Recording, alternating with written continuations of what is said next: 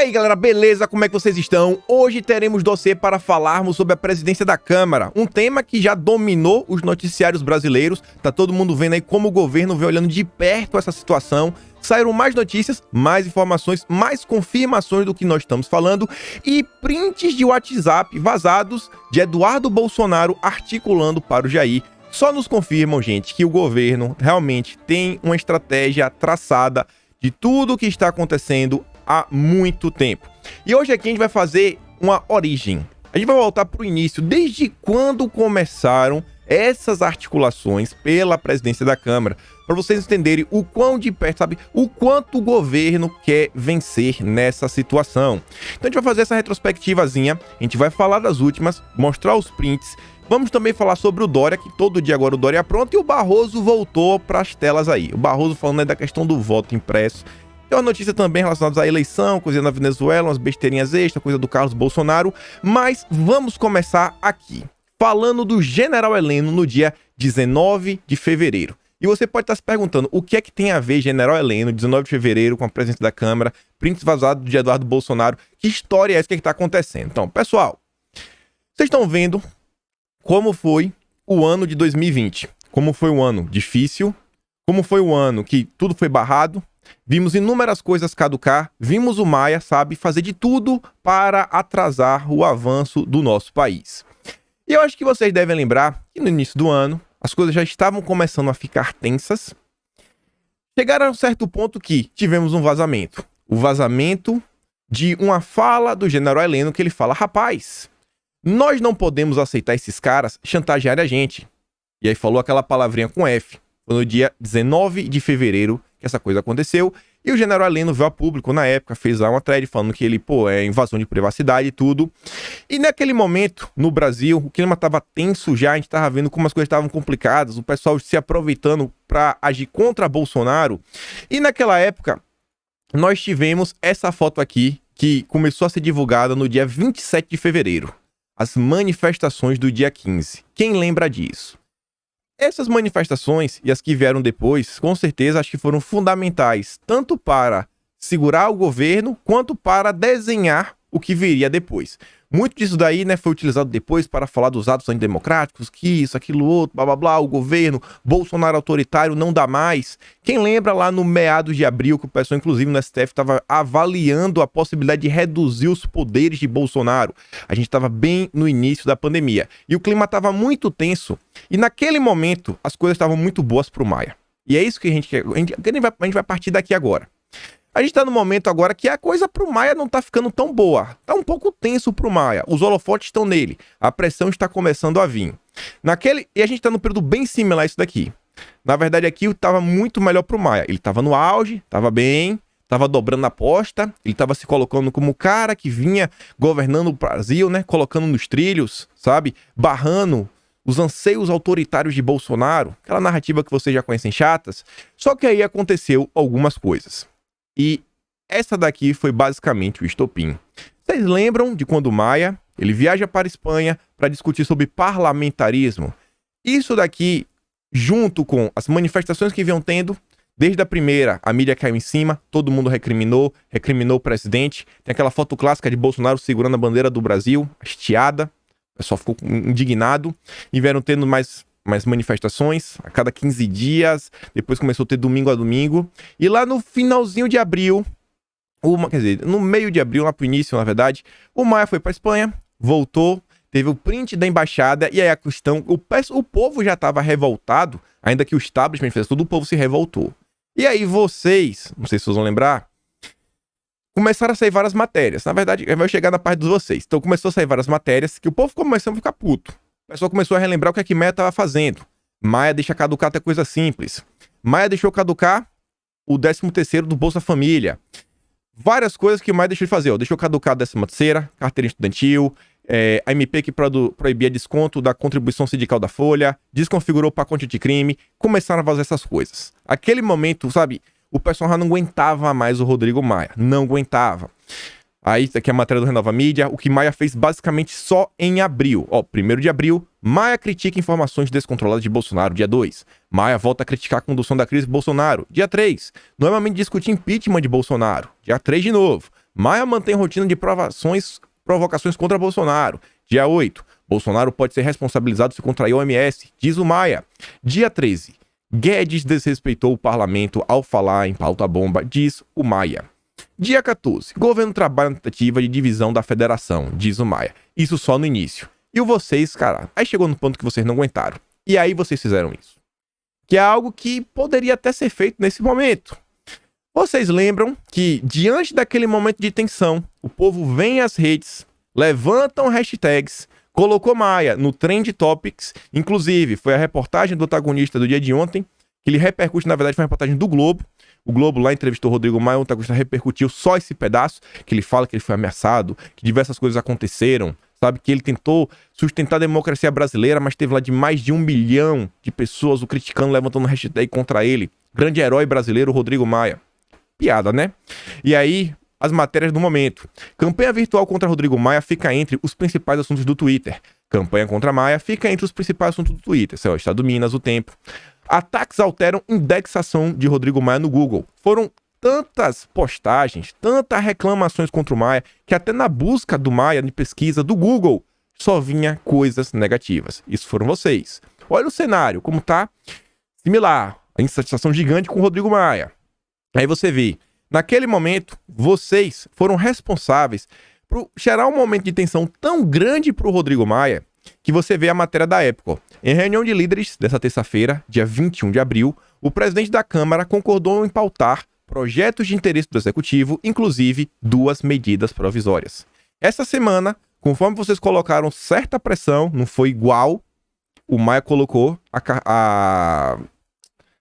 Casa Verde e Amarela, que é lá o financiamento para facilitar, sabe, para as famílias que recebem até 7 mil reais. Colocou umas coisinhas aqui, outra lá, mas não colocou a BR do Mar.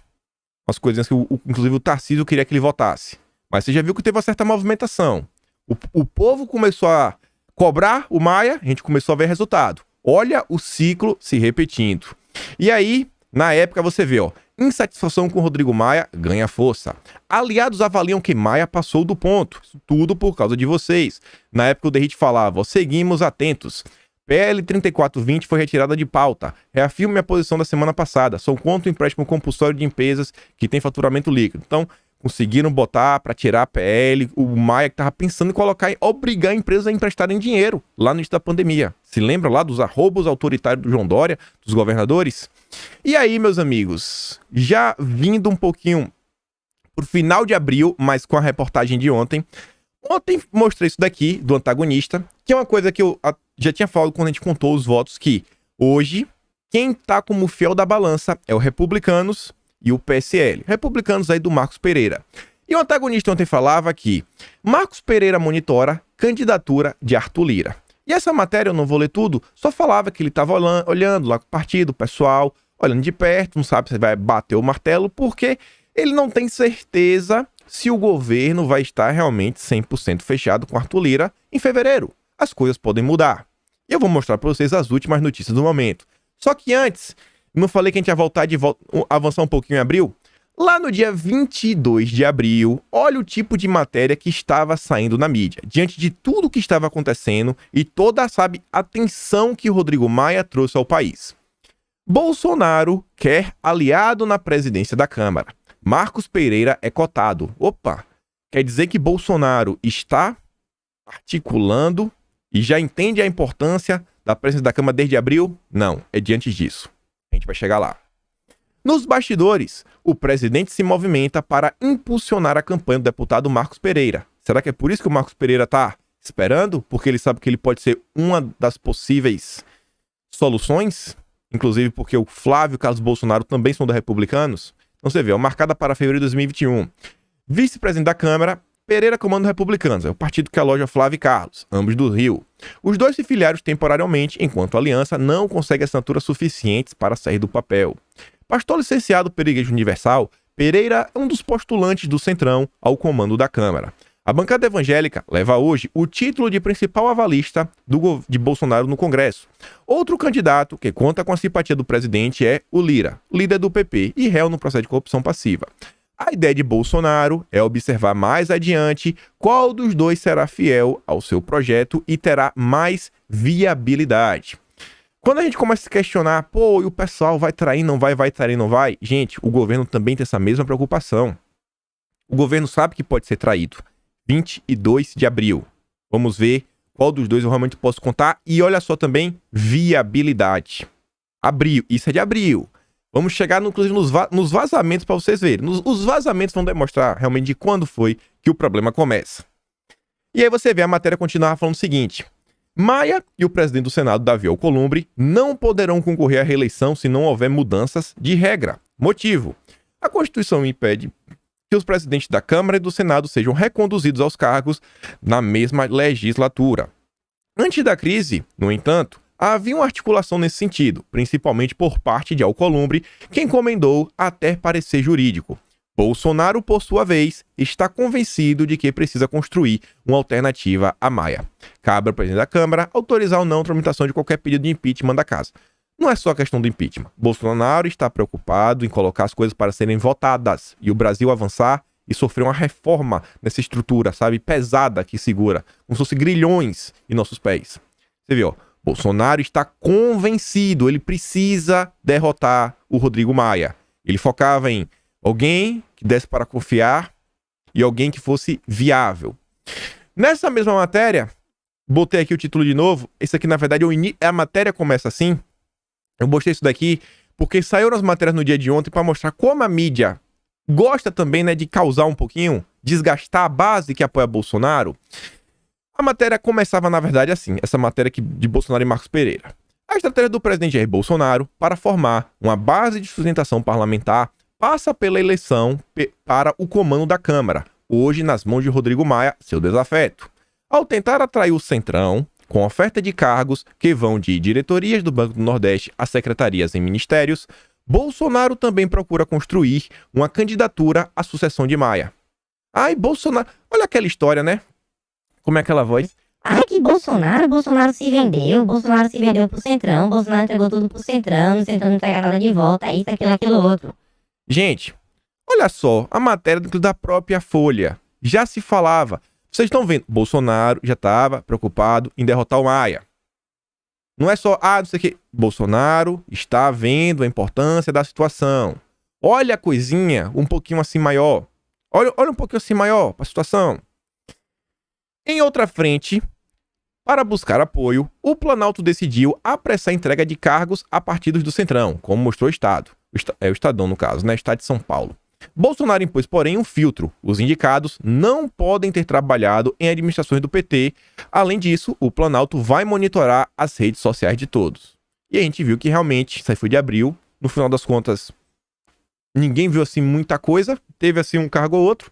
Ninguém pode negar que o Ministério das Comunicações acabou indo pro PSD, que é a base aí, partido lá do Kassab, foi lá o Fábio Faria. Então você tá vendo, tava lá, de abril. Bolsonaro tentou fazer o máximo. Ele não queria entregar os dedos com os anéis. Tentar só um aperto de mão. E lá no dia 22 de abril, o Pedri, que é da ala conservadora do governo, Pedri lá da SECOM, o Pedri falava o seguinte, ele alertava para uma jogada linguística que se podia fazer e que a militância podia cair. Ele falava, ó, o Centrão falando mal do Centrão. Porque o governo está trocando os cargos que já estão com o Centrão por outros indicados pelo Centrão. Isso mostra o tamanho do acerto do presidente Jair Bolsonaro. O pessoal estava insatisfeito. Aí você pode se perguntar o seguinte, Kim, mas espera aí. Você não diz que Rodrigo Maia, no caso o DEM e o MDB, não são membros do Centrão? Sim, eu digo isso. Mas porque o Pedri, que é membro do governo, falou que o Centrão colocou como se Rodrigo Maia e o MDB fossem do Centrão. Porque, meus amigos, em 22 de abril, o Centrão tinha como seus partidos que compunham, entre eles, o DEM e o MDB. A cisão, a saída de Maia de vez do famoso Centrão foi em julho. A gente vai chegar lá. Então, leia isso daqui como se fosse o seguinte. Vamos reler a fala do Pedri. Os grupos ligados aos interesses de Maia e do MDB estão falando mal do Centrão porque o governo está trocando os cargos que estão com o MDB, o Maia e o entorno desse pessoal por outros indicados pelo Centrão, que hoje compõe a base do governo. Isso mostra o tamanho do acerto do presidente Jair Bolsonaro. Mudou um pouco, não foi? Mas a gente já chega lá. E por que eu trouxe essa matéria e falei com o que vem saindo, como a mídia se aproveita? Você vê, ó, a Veja soltou uma matéria que a priori você fala assim, cara, pô, tô entendendo. É tudo pela presidência da Câmara. Distribuindo cargos e recursos. Bolsonaro quer consolidar a lealdade do Centrão e atrair DEM e MDB. Aí você pensa, pô, cara, lealdade, Bolsonaro tá em busca disso, presidência da Câmara. Pô, Bolsonaro vai dar mais cargo, vai dar ministério dessa vez pra vencer. Aí você abre a matéria na verdade tá falando que Bolsonaro já está fazendo tudo isso por uma reeleição em 2022. Não tem nenhuma citação à presidência da Câmara. É uma matéria com parágrafos gigantes. Eu odeio, sabe quem escreve parágrafos imensos? E parágrafos imensos, tem uns 5 parágrafos imensos e não fala nada. O menor é o último parágrafo. E eu quero ler só a parte que eu grifei, que falava o seguinte, ó. Quer dizer, um pouquinho antes. Bolsonaro será exatamente aquilo que os partidos esperam que ele seja. Essa estratégia está clara desde que o presidente abandonou o discurso de repúdio à negociação e se rendeu ao pragmatismo. A mudança de postura lhe deu uma boa base no Congresso e, de quebra, ajudou a consolidá-lo na condição de favorito na sucessão presidencial. Enquanto a esquerda está em frangalhos e o centro ainda não conseguiu apresentar o nome para representá-lo, Bolsonaro corre sozinho na raia e tem uma pré-aliança bem encaminhada. Só quero mostrar aqui, na verdade, uma coisa. A matéria que não fala nada da presidência da Câmara, nada. Fala que Bolsonaro tá maluco pra querer ganhar em 22. Ele só quer saber disso, ele só quer saber ganhar em 2022. Mas o interessante é ver que a mídia está preocupada porque não tem o nome, sabe? Do grupinho lá de Dória, Rodrigo Maia, Baleia Rossi, esse pessoal do MDB, junto com o Mandetta, Sérgio Moro, não tem um nome viável, Luciano Huck, e o pessoal da esquerda tá em frangalhos. Essa é o interessante. É a conclusão final da matéria.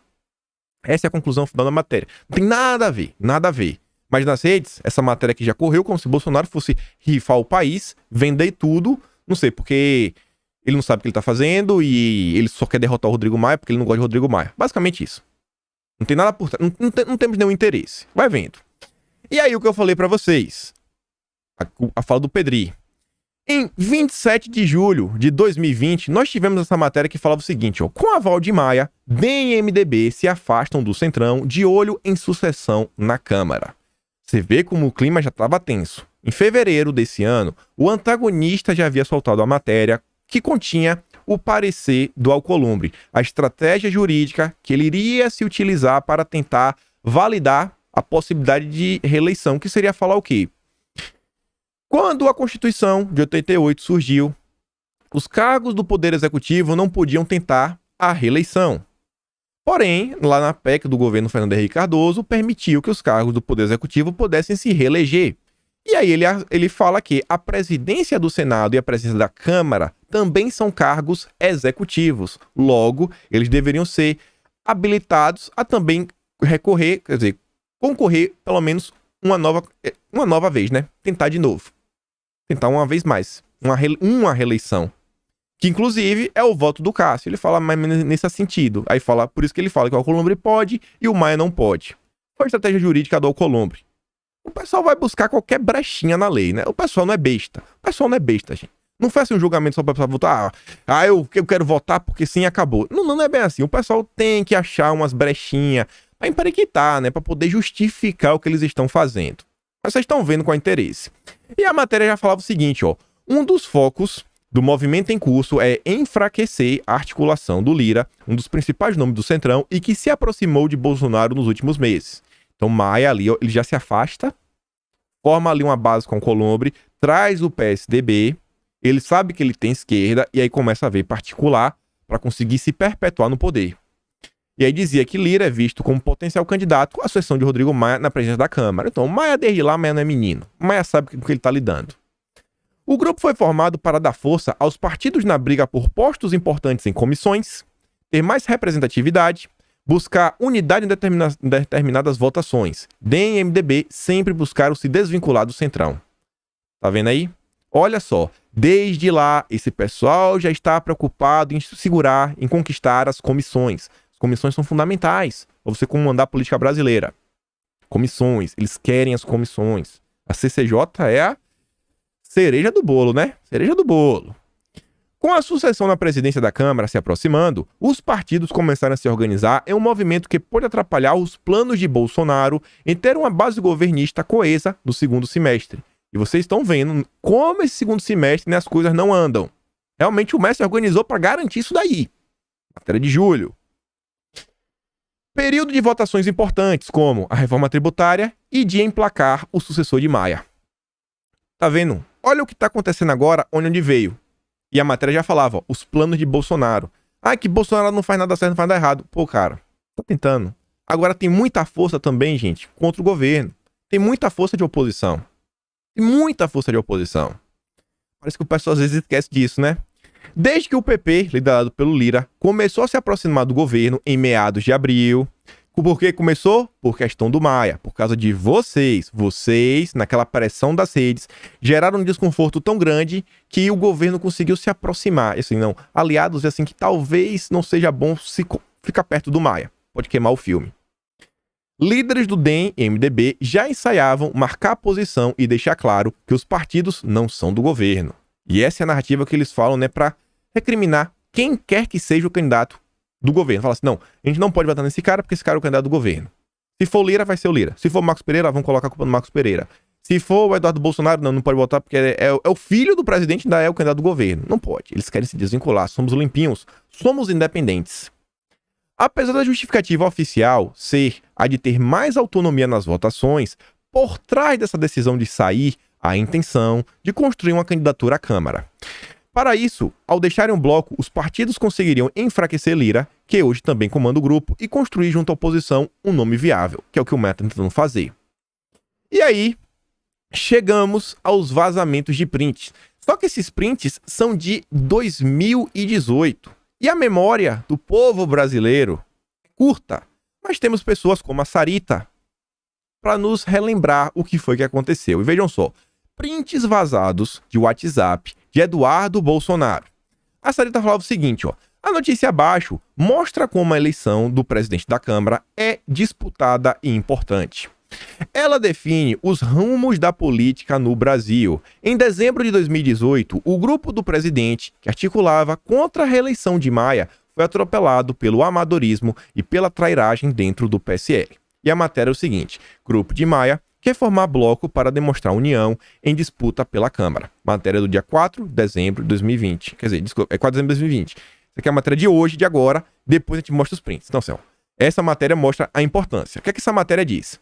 Aliados do presidente da Câmara, Rodrigo Maia, articulam a formulação de um bloco de partidário, MDB, DEM, PSDB, PV e Cidadania, para a eleição do comando da Casa em fevereiro. As legendas reúnem 106 deputados. Aquela matemática que vocês já estão cansados de saber. Congressistas ainda tentam trair os republicanos e parte do PSL. Vocês também aí, né? Mais uma confirmação do que a gente falou. Galera, fiéis da balança vai ser republicanos e PSL. Tá aí. Quem vai decidir o jogo? Integrantes dessas siglas, porém, dizem que só aceitam a composição quando estiver definido quem será o candidato à presidência do grupo.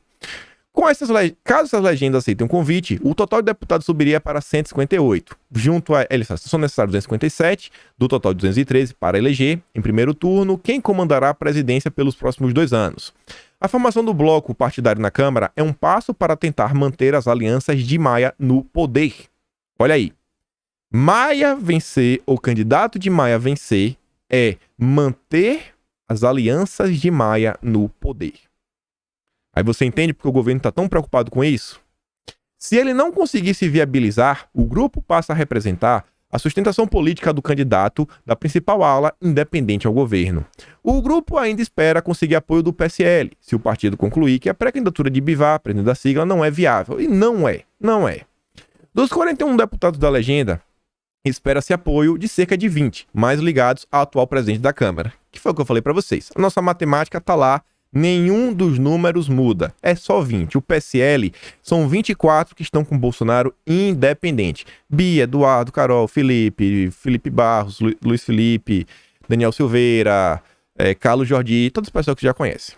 Então tá aí. A matemática continua a mesma, só mostrando. Maia vencer, o poder do Maia continua. A mídia tá falando aí, tá avisando, temos que defender o Rodrigo Maia. E aí chegamos nos vazamentos de Eduardo Bolsonaro. A Sarita falava, ó, com técnicas de persuasão, ego inflado e falta de visão política, Joyce conseguiu plantar desconfiança dentro do PSL. não existe xadrez. 4D no caso, né? Existem articulações que, por razões óbvias, não podem ser vazadas. É preciso acreditar no núcleo duro que está à frente delas. E tinha uma matéria do Globo, do dia 6 de dezembro de 2018, que falava: se botar a cara, o Maia pode acelerar as pautas bombas, diz Eduardo Bolsonaro. Aqui, Bolsonaro nem tinha tomado posse, já estava eleito, e Bolsonaro já estava mexendo os pauzinhos. Em conversas no WhatsApp sobre articulações na Câmara, filho do presidente eleito revela receber ordens do pai para tocar articulações sigilosas. Vamos ver agora se o governo Bolsonaro é de 4D ou se o pessoal realmente tem um certo plano. Vamos ver o print oficial. O barraco protagonizado por integrantes de PSL num grupo, iniciado na madrugada desta quinta-feira, ainda não terminou. Um novo conjunto de mensagens obtidos pelo Globo mostra que no início da tarde, o deputado Eduardo Bolsonaro entrou na discussão e acabou revelando um suposto plano do presidente eleito Jair Bolsonaro para influenciar na disputa pela presidência da Câmara. Jair já tinha 28 anos dentro do Poder Legislativo. Mais do que ninguém, ele viu vários presidentes da Câmara passar, e a importância de você ter o presidente da Câmara apoiando o governo. Mais do que ele, tá lá há muito tempo. E a matéria falava que o filho do presidente eleito entrou na discussão no grupo PSL, bancada PSL 2019, por volta de 12h50, depois de uma longa troca de acusações entre ele e a Joyce, e também envolveu o Major Olímpio. Eduardo Bolsonaro revelou aos integrantes do grupo que recebeu ordens do pai para conduzir articulações na Câmara apenas nos bastidores, de modo a não irritar o presidente da casa, Rodrigo Maia. O filho do presidente eleito não esclarece nas mensagens o que anda fazendo, o que seria capaz de desagradar o presidente da Câmara, ao ponto de deflagrar votações de pautas bombas no plenário. Eduardo, no entanto, diz que teve um encontro com o líder do PR, deputado José Rocha, um dos movimentos que poderiam irritar o presidente Rodrigo Maia, da Câmara, né? Seria possível a construção de uma candidatura de oposição à reeleição de Maia. O PR de Rocha, inclusive, é um dos partidos que deve ter candidato na disputa, o deputado Fernando Jacobo. Então você vê, Eduardo Bolsonaro estava lá articulando para Jair.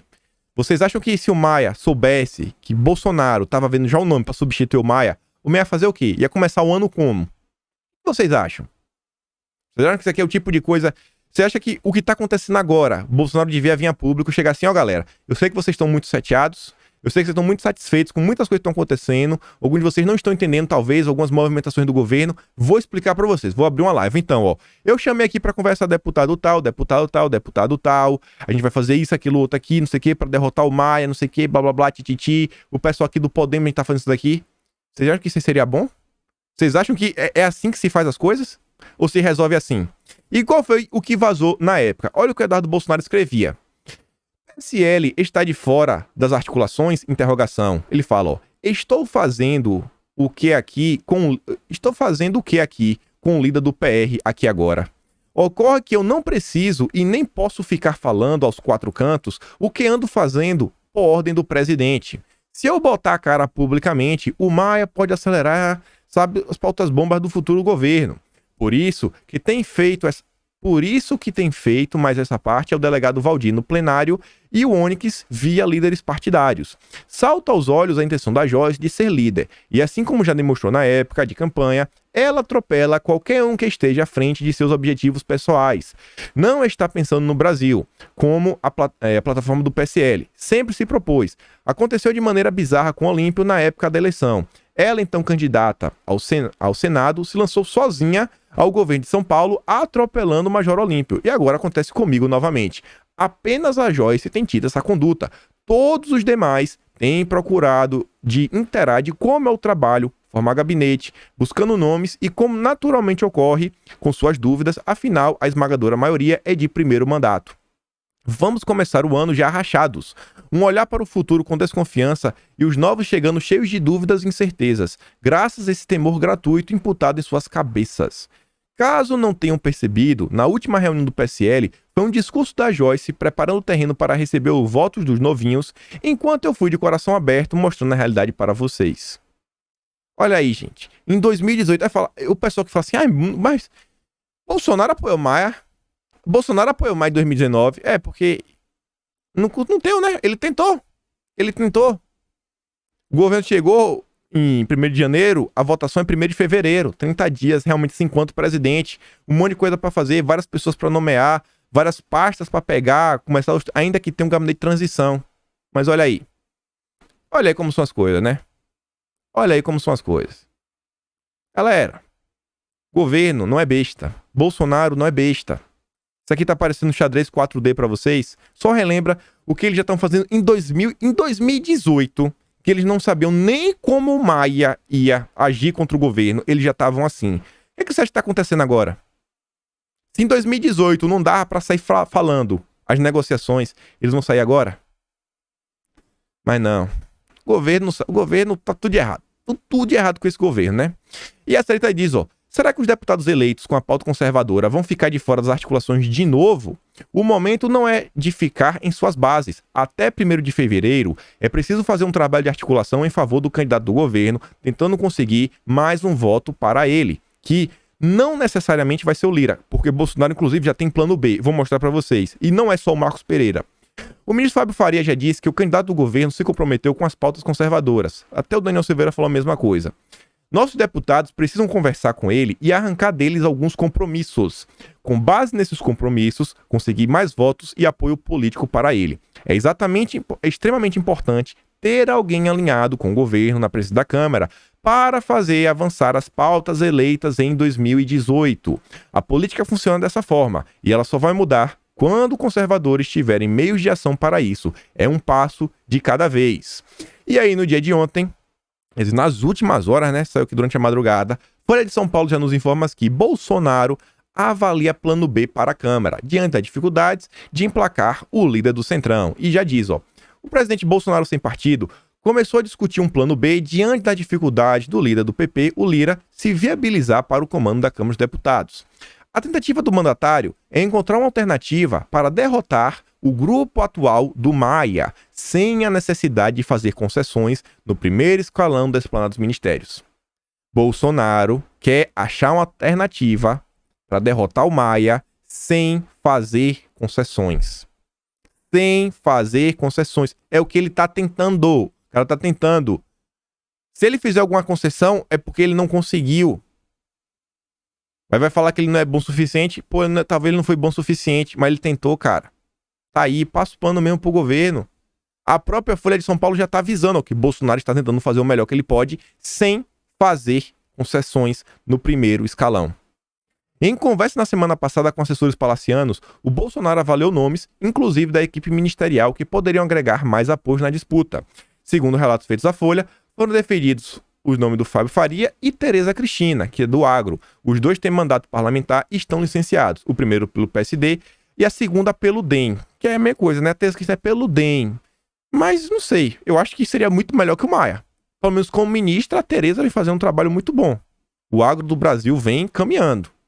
Como gestora da pasta do Agro, ela vem fazendo um papel muito bom. O Fábio Faria chegou tem pouco tempo no governo. Não tem, por exemplo, se já tivesse tido 5G e a gente já tivesse visto a vitória do governo, podia julgar, bater o martelo e falar, não, esse cara aí é um cara bom pra estar. Ainda tá em estado assim de observação. A Tereza tá assim, tem um tempo já, né? Mas Bolsonaro tá aí, ó. Já tá olhando nomes reservas. Pode falar, mas o Rodrigo Maia ganhou, o candidato Rodrigo Maia ganhou, não fez nada. O governo não faz nada, o governo não faz nada direito. Tá aí, ó. E a matéria ainda falava, ó. Na tentativa de impedir uma reeleição de Maia, assessores palacianos defendem que o presidente não coloque sua digital de forma explícita e ofereça cargos no primeiro escalão em busca de apoio ao seu candidato. Aliados de Lira, inclusive, têm oferecido postos a deputados em troca de votos. A ofensiva do governo vai depender do tamanho do problema, como resumiu um ministro. Segundo congressistas, a liberação de recursos, acordada em troca de aprovação de projetos, já começou a ser atrelada a apoio Lira. Mas olha essa frase grifada, ó. A ofensiva do governo vai depender do tamanho do problema. Foi aquela pergunta reversa que eu fiz. Eu falei, gente, se Bolsonaro está cogitando, sabe, ceder que seja um único ministério, qual é o tamanho do problema que a gente está enfrentando? Qual é o tamanho do problema que estamos enfrentando? Ele diz que na semana passada o presidente do DEM, ACM Neto, afirmou a deputados que Maia não vai ser candidato. Não vai ser. Ele só quer garantir a recondução da Alcolumbre. O DEM teria cedido porque recebeu o recado de que, caso insista em lançar candidato também na Câmara, no caso de Maia, poderia enfrentar resistência no Senado, hoje considerado a prioridade do partido. Cada um tem sua prioridade. O DEM quer o Senado. Por quê? Gente, para esse pessoal da oposição, o Senado é muito melhor. Por quê? Porque é o Senado que controla o STF. É quem pode colocar o impeachment. Acho que todo mundo aqui ia querer o impeachment do STF, né? Ficar feliz. Mas a Câmara é onde passam os projetos, sabe? As pautas, as reformas que podem melhorar o país. Bolsonaro está muito mais preocupado em botar as reformas para andar, colocar os projetos, porque tem que passar pela Câmara para depois chegar no Senado. Se não passar pela Câmara, não adianta nada ter o Senado. Parou tudo na Câmara, parou no estádio zero, no estado zero mesmo. E é mais fácil falar, Colômbia, na moral, velho, bota aí para votar, já tá aprovado na Câmara, é mais fácil. Já tem até pressão popular porque já está aprovado. O texto já está aprovado, só depende ao Colômbia agora. Aí a pressão é muito grande. A pressão é muito grande. Então você vê, não tem nenhuma matéria ao longo do ano de Bolsonaro no Senado. Desde 2018 é o quê? Câmara, Câmara, Câmara, Câmara, Câmara, Câmara, Câmara, Câmara, Câmara. A Câmara é a joia da coroa, sabe, para o Poder Executivo deslanchar. Joia da coroa. Caso o cenário sem Maia se concretize, o que é avaliado como mais provável, ministros consideram que não será necessário entregar os dedos e anéis para eleger o candidato do governo. O grande problema é o Rodrigo Maia. O Rodrigo Maia ele consegue pegar todos os votos da esquerda, como o próprio Ciro Gomes já afirmou na entrevista para André Sade em 2019. Que é dele. É o pior cenário. Aí o governo fala, pô, vai ter que entregar até os anéis. Aí tá complicado, os dedos com os anéis. Assim, para evitar a pressão do Centrão, Bolsonaro pode antecipar a reforma ministerial. Então vai vendo, gente. Olha tudo que vem acontecendo. E aí você vê essa matéria aqui também, ó. Na disputa pela Câmara, PT apresentará a agenda com reivindicações a Lira e Maia. O objetivo do partido é recuperar os espaços em comissões e na mesa diretora perdidos em 2019. Olha a importância, todo mundo quer comissões. Comissões são essenciais. Vários projetos, antes de chegar no plenáriozão para ser pautado, passam pelas comissões. Os dois pontos polêmicos foram incluídos na agenda, mas a própria presidente do PT vê pouca chance de serem aceitos. Colocar em votação o pedido de impeachment de Bolsonaro e permitir a criação de CPIs para investigar políticas de relações exteriores comandado pelo chanceler Ernesto Araújo e retrocessos na área ambiental implementados pelo ministro do Meio Ambiente, Ricardo Salles. Inclusive, para CPIs poderem avançar, depende do presidente da Câmara. Você viu que o Rodrigo Maia fez, né, na CPMI das fake news.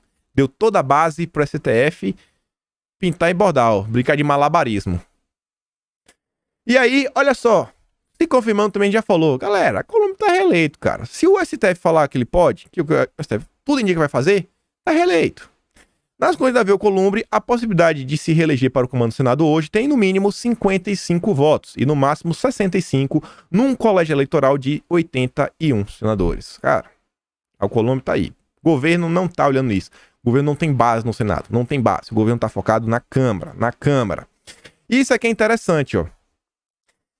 A irritação de Fux com as críticas do parlamento ao STF. O presidente do STF, o ministro Luiz Fux, tem rebatido em conversas com colegas as críticas da classe política sobre suposta interferência do Supremo no processo de eleição das mesas do Congresso.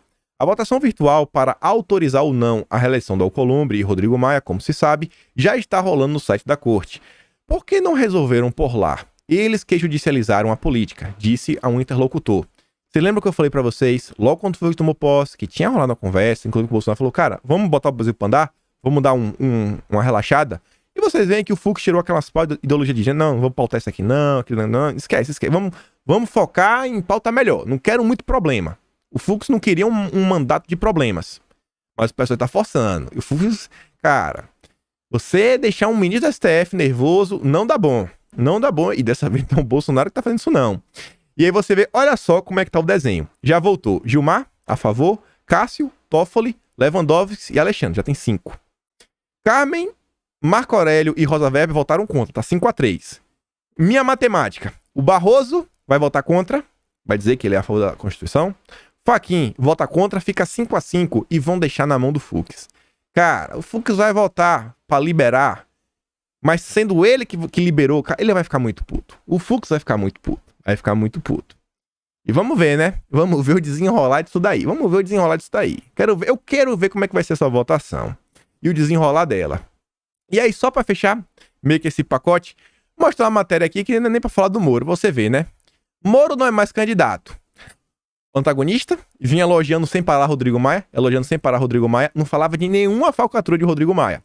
Mas bastou Rodrigo Maia dar uma entrevista pro Globo e falar o seguinte, ó, sobre o Sérgio Moro. Ele não é mais candidato, é consultor do Odebrecht. Bastou o Maia chamar o Moro pelo que ele realmente é, um consultor do Odebrecht, que agora vem o antagonista, né, e deu opinião, ó. A bancada anti-Lava Jato é a maior do Congresso Nacional. Rodrigo Maia, o Botafogo do Departamento de Propinas do Odebrecht, não quer perder essa bandeira para o candidato de Bolsonaro, Arthur Lira, que pode ostentar o título de réu do quadrilhão do PP. Aí aqui, né? Nunca tinham falado do Botafogo mais. Dão aviso a Maia. Fale mal do Moro que você vai ver, viu? Fale mal do Moro. E aí, pra gente fechar esse assunto mesmo, a gente fecha com essa foto, ó.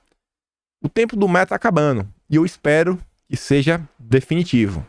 Definitivo. Não seja zerou pra começar de novo. Espero que realmente, dia 1º de fevereiro, seja um basta. Não dá mais pra Rodrigo Maia se manter, sabe? Ou seu candidato à frente da presidência da Câmara. E aí, voando agora para falarmos dos assuntos aqui, no máximo 15 minutos. Renatinha aqui nos informa o seguinte, ó. Que a empresa dos parceiros do Dória na questão da vacina tem histórico de corrupção ativa com o governo dos amigos do Dória. Informação confirmada pela própria empresa. Fique imaginando quanto eles pagaram a um certo governador de calça encravada e seu instituto de estimação que fabrica as coisinhas, né? Aí você vê, ó, matéria do R7. CEO da Sinovac subornou autoridades sanitárias. Eu trouxe ontem e faço questão de trazer de novo para relembrar, porque o povo não deu a devida atenção. O Dória tem que se pronunciar sobre isso. Aí diz, ó, que a Sinovac reconheceu publicamente o caso de suborno, mas afirma que cooperou com as investigações e que ninguém da empresa foi processado. O CEO disse ao testemunhar que não tinha como recusar os pedidos do fiscal. Será que ele teve como recusar os pedidos do Dória? Merecia, né, uma perguntinha aí, né, uma judicialização quanto Dória. E o Flávio Gordo de novo, ó. A Gazeta do Povo diz que o presidente admite já ter pago propina para acelerar aprovações. E o Flávio Gordo diz que não estará mais do que na hora de investigar os políticos que, no Brasil, fazem lobby pela vacina dos amiguinhos. Quem garante que também não receberam propina? E sobre a questão do Dória e aquele print, né, da equipe JD do Estudo Butantan, mostrando que é a equipe de Dória, a equipe dele, não é a equipe do governo, é a equipe do Dória, João Dória, do funcionário particular, está comandando o perfil oficial do Butantan. A Carla Zambelli, dessa vez, não levantou hashtag, fez algo realmente bom. Diz que protocolou representação no Ministério Público de São Paulo para apurar a possível participação da assessoria de João Dória, equipe JD, na comunicação oficial do Instituto Butantan, o que pode configurar conflito de interesses e improbidade administrativa. Artigo 37, caput 1º da Constituição. Isso aí que eu quero ver, né? Vamos ver o senhorzinho João Dória. E, meus amigos, falando aqui questão de vacina, olha só.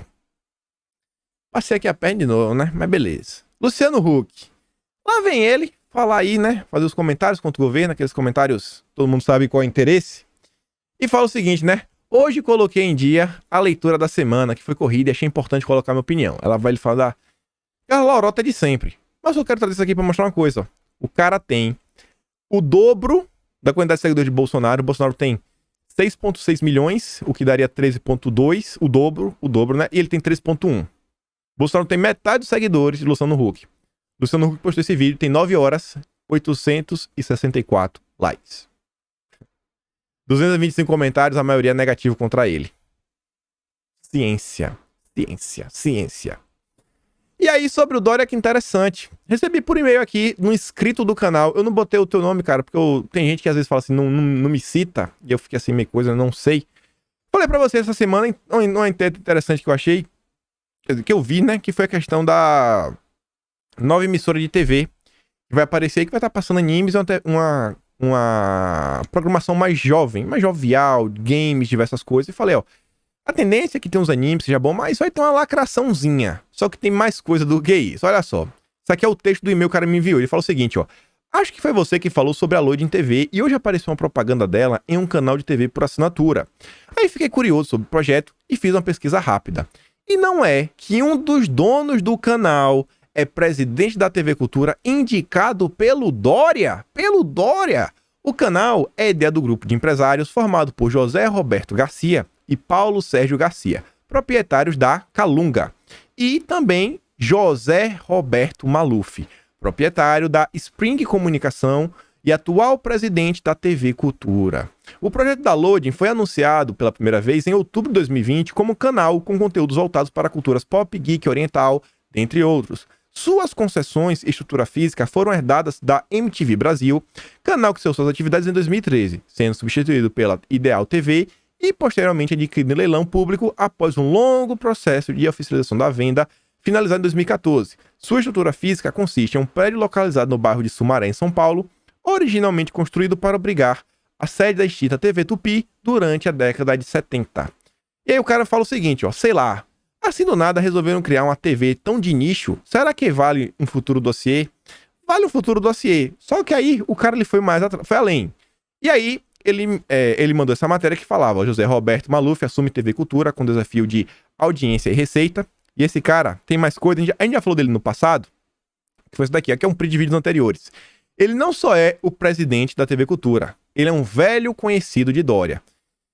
Ele, o José Roberto Maluf, inclusive, já esteve associado ao Grupo Dória e foi sócio do próprio governador.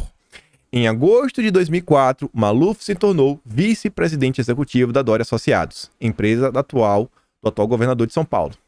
Olha aí. Essa TV é complicada, viu? Só deixe seu filho assistir os desenhos. Acabou o desenho, fala, meu filho, acabou. Não assiste esses programas aí com esses YouTubers, pessoal, não. Assiste só o desenho. O desenho tá liberado. E aí fala, Dória anuncia José Roberto Maluf como presidente da TV Cultura e Boni cargo de gestão. E aqui era uma matéria que ele fala que tem uma reunião mensal, né? Um conselho tem reunião mensal para definir a pauta, né? Possivelmente. Vai vendo. E o inscrito ainda me mandou essa matéria aqui também, ó. Foi de ontem. Ele falou, rapaz, tô até pegando meu chapéu alumínio. Que a Calunga, que é um dos grupos aí dos empresários donos dessa TV, pede autorização à CVM para fazer IPO. Em 2019, a empresa registrou receita líquida de 2 bilhões, 2,1 quase. Na noite da sexta, a rede de papelarias Calunga pediu o registro na CVM para uma oferta inicial de ações, a IPO. A companhia pretende listar seus papéis no novo mercado da B3, com esforços de venda no Brasil e no exterior. É engraçado, cara. A empresa uma TV acaba de surgir e uma empresa dos donos acaba de botar também ações na bolsa. Interessante, né? Interessante. Fica aí. Quem sabe no dia a gente vai fazer isso aqui mais desenhadinho. O que é essa TV Loading? E aí, gente, sobre o João Dória, Douglas Garcia, nosso melhor deputado estadual de São Paulo, nos convoca para marcha contra o ditador no dia 8 de dezembro, 17 horas da tarde, na Avenida Paulista, em frente à Gazeta. Pela aprovação do PDL 42, contra a obrigatoriedade, pelo direito de trabalhar, pela nossa família, pelo impeachment de Dória. Hashtag vai ter Natal sim. E tem que ter Natal mesmo. Continuando aqui, adiantando bem rápido. Sabe a Patrícia Campos Melo, que foi condenada a pagar 100 mil reais para Luciano Hang? Então, Leandro Ruschel aqui nos informa que é condenado na justiça por apontar sem a menor evidência empresário como financiador de esquema ilegal participa de evento cujo tema é combate à desinformação. E olha quem tá lá junto com ela, a Ilona Zabó e do Sebril. Que Sebril curte um... Sebril curte um...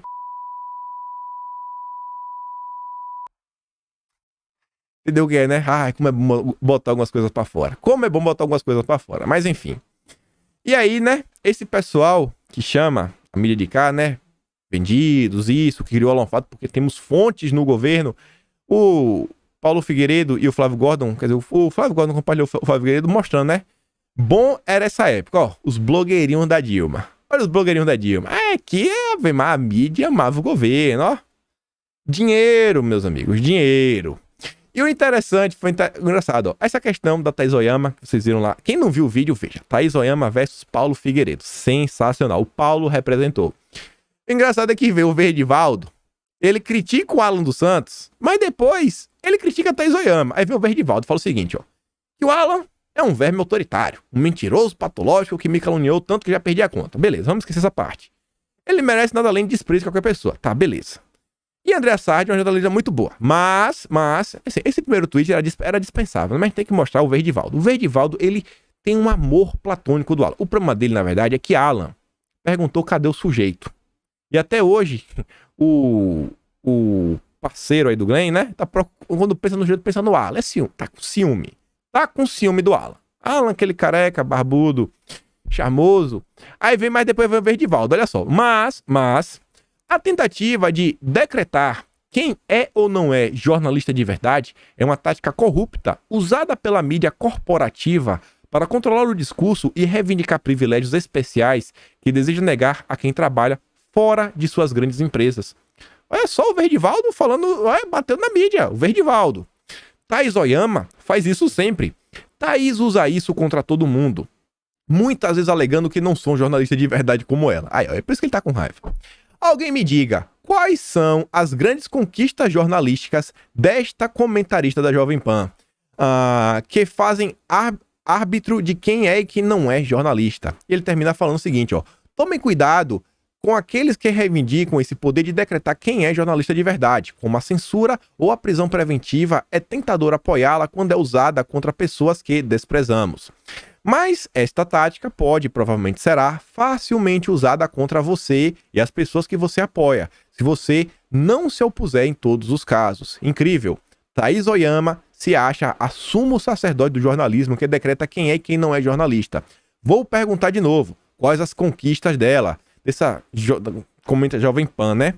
E veja bem, a contradição embaraçou a Jerônica nas acusações de Thaís Oyama. Ela diz que não sou jornalista porque sou militante de esquerda, mas ao mesmo tempo me ataca por criticar um cara lá, né, com argumento que ajuda a direita americana. Se alguém não é jornalista, é Thaís Oyama. Valeu, Verdivaldo, valeu. Se não tivesse aquele primeiro postagem, eu até subi uma hashtag, somos todos Verdivaldo. Mas é isso aí. E aí, ó, que matéria interessante, né? Sobre também essa questão aí dos inquéritos, que tudo aí tá ligado aos inquéritos do STF, questão de fake news.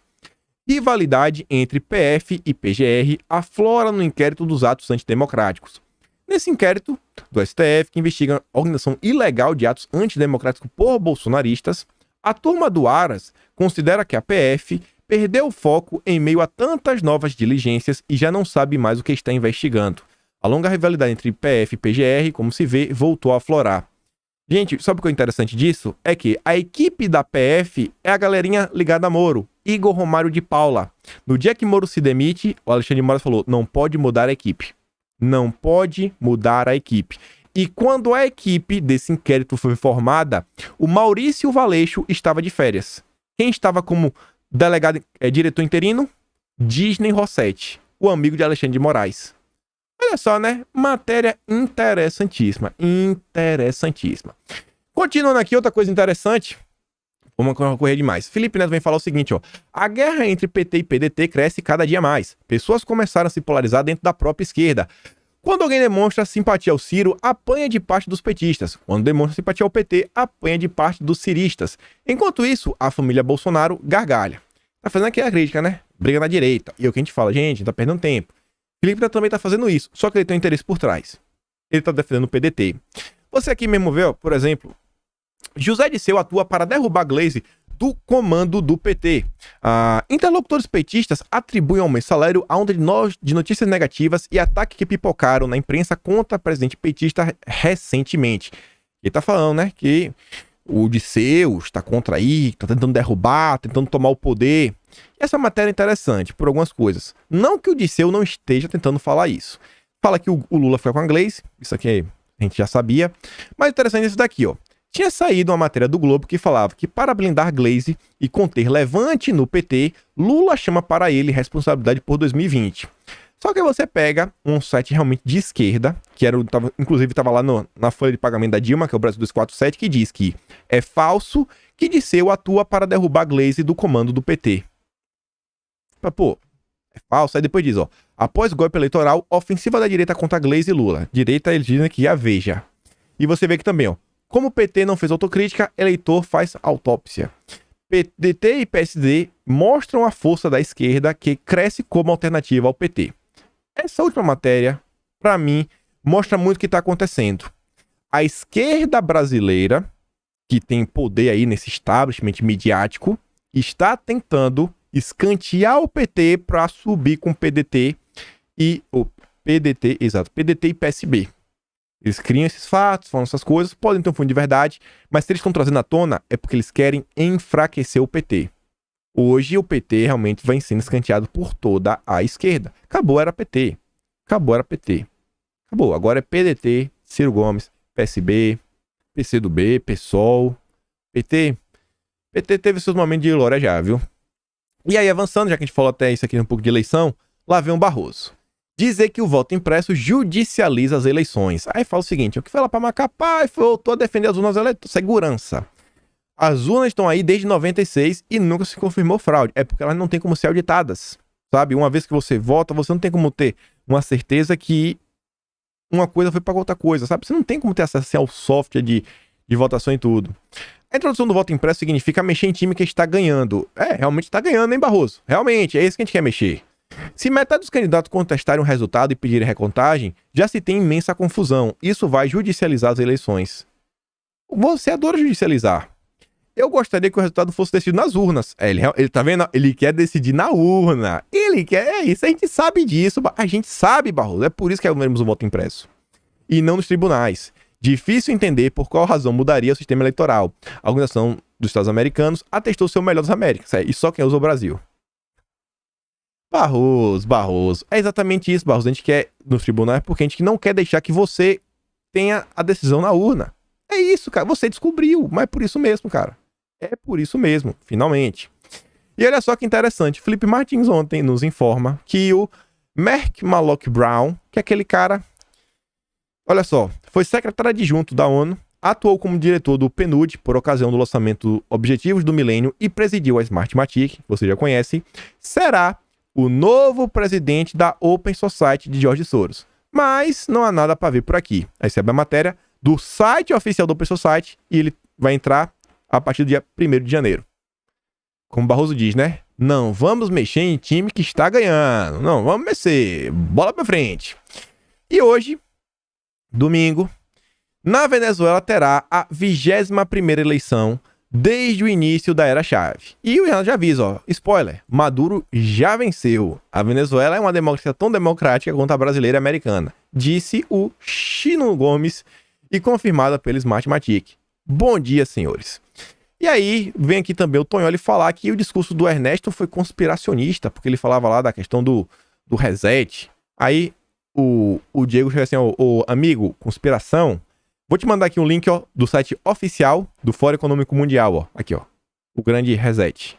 Tá aqui, ó. E aqui vem o Incel fala o seguinte, ó. Botou o link do YouTube, ó. Aqui, ó. Assiste aqui, cara. Teoria da conspiração, né? Conspiração é o Tomole. E aí, já pra chegar aqui o fim, o Carluxo pegou aquele projeto do DERIT de você proibir a linguagem neutra com base para preservar a língua portuguesa e tá aplicando na cidade do Rio de Janeiro, né? Apresentou esse projeto. Parabéns ao Carluxo, sempre mandando bem. E chegamos ao fim com aquela imagem que já apareceu algumas vezes. 2021, gente, já tá ali, cara. 1º de fevereiro, futuro do Brasil pode nos dar realmente essa possibilidade de sonhar com coisas melhores e talvez ser decepcionado. Não é certeza. Às vezes o candidato do governo ganha, a gente se decepciona. Ou a gente vai saber que realmente uma tempestade estará vindo. Se o candidato de Maia levar, podemos esperar por uma tempestade. E por hoje é isso. Fico por aqui. Aquele grande beijo e abraço. Dá aquela curtida, aquela compartilhada. Não vai cair nada, não vai cair o braço. Obrigado a todos vocês que se tornam membros. Vocês permitem várias melhorias que aconteçam. E é isso aí. Tá aqui meu Telegram na descrição. O link pro canal Telegram. O meu Instagram, canal secundário e minhas outras redes sociais. Fico por aqui. Aquele grande beijo e abraço. Tamo juntos e valeu, galera. Fui!